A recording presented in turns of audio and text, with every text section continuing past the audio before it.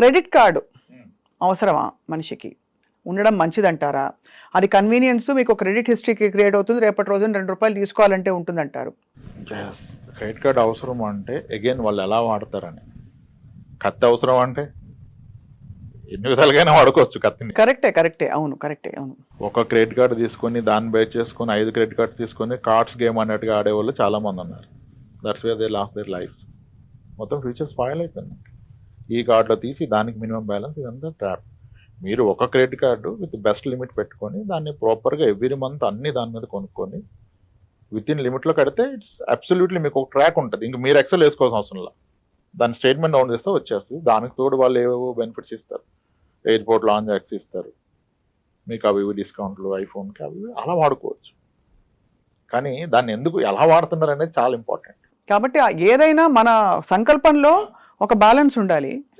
ఏది ఇవన్నీ మనకి ఇచ్చిన వెసులుబాట్లు, లోన్ తీసుకోగలగడం, పర్సనల్ ఫైనాన్స్కి మనకి అందుబాటులో ఉండడం, ఇవన్నీ మనకు వచ్చిన వెసులుబాట్లు.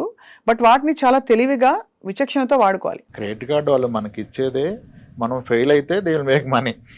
When you are not paying full amount on time, minimum balance pay చేస్తే almost you will charges annually 40-50%. బాబోయ్. మంత్లీ 3 to 5% చేస్తారు. చాలా మంది ఆ ట్రాప్లోకి వెళ్ళి మినిమం బ్యాలెన్స్లోనే ఉంటారు, అసలు తీరదు. అలా 10 members ఉన్నా దే కార్డ్ వాళ్ళు దే మేక్ మనీ.